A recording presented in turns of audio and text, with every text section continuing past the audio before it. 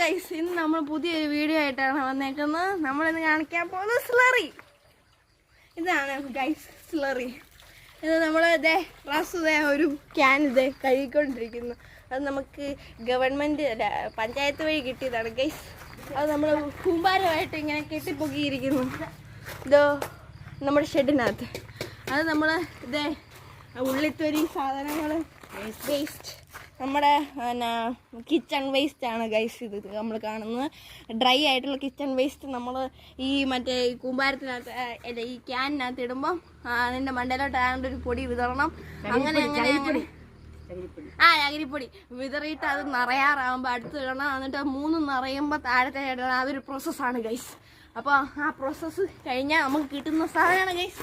നല്ല വളക്കൂറുള്ള സാധനമാണ്. ഇത് നമ്മൾ ചെടിക്കൊക്കെ വെച്ചാൽ പൂവൊക്കെ ഇങ്ങനെ കായ്ക്കും.